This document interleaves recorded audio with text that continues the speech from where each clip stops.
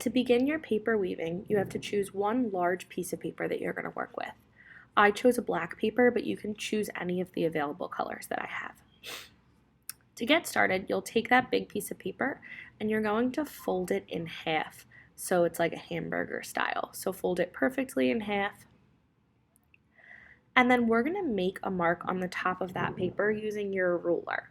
Use your ruler and your pencil to measure the width of your ruler on the open side of your fold. So you have a folded side and an open side, and you want to make sure that you're putting that ruler on the open side of your fold. Just lay it right on the edge of the open side and hold your ruler down and push that pencil against it so you have a nice line at the top of your page. Then you need to create some lines that go from your pencil line to the bottom of your fold. These lines do not have to be straight. They can be curvy. They can be zigzaggy. These are going to be creating your warp strips, or what we call them in weaving.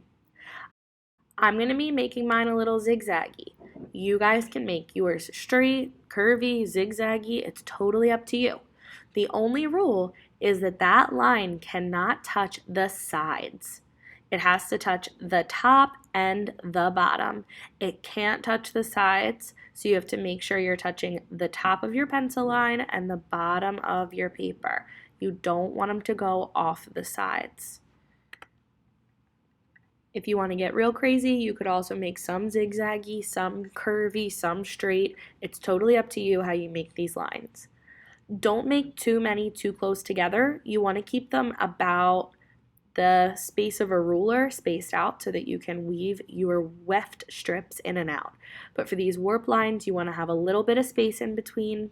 Just make sure you have enough so that when you make your weaving, you'll make it nice and interesting. Once you drew your lines, you're going to take your scissors and very carefully cut on your line starting at the folded side, but stopping at our ruler line at the top of our open side. So very carefully cut on those lines and make sure you stop at the line on the open side of your fold. If you cut all the way to the top, your work's going to fall apart and you'll have to start over. So make sure you're paying attention and slowly and neatly cutting right on those lines. Once you're finished cutting all your warp lines, you're going to take your pencil and write your name and homeroom code above your ruler line before we get started weaving. Now you can open your paper all the way up and lay it flat on your table in front of you. Make sure your name is on the back and not on the front. You don't want to be able to see it.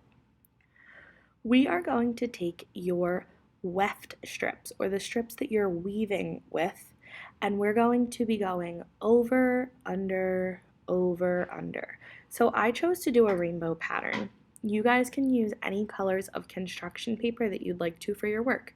So you can do 2 colors, 3 colors, 4 colors, as long as you're creating a pattern or something that repeats. As you're weaving, you want to make sure that every other strip is opposite.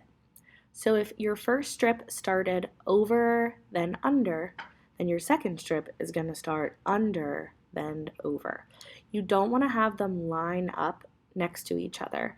You want them to be completely opposite as you're working. So make sure you're going nice and slow, you're taking your time.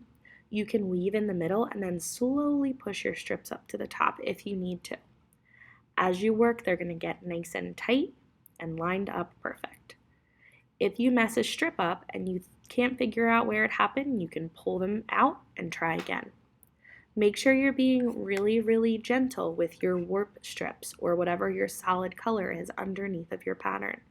If you go too fast or you pull too hard, you're going to rip it.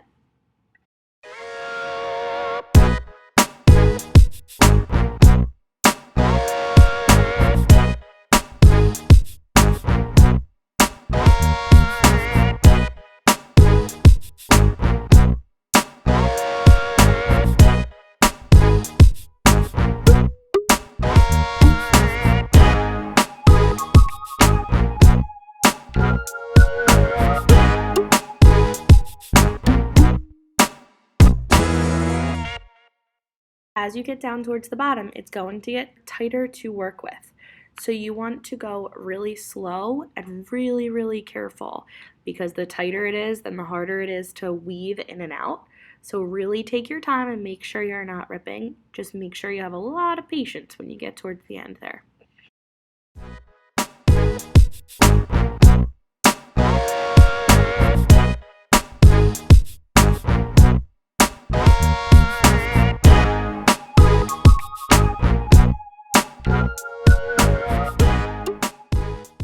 When we're completely finished, we're going to put a data glue on the edges of your strips that are sticking out. So on the edges of your weft strip, you are going to take your glue bottle and just make one tiny dot under all the ones that stick up. You're going to do this on the left side and the right side of your work until all your little pieces are glued down. Once your pieces are glued down, you are ready to photograph your artwork and put it on Artsonia.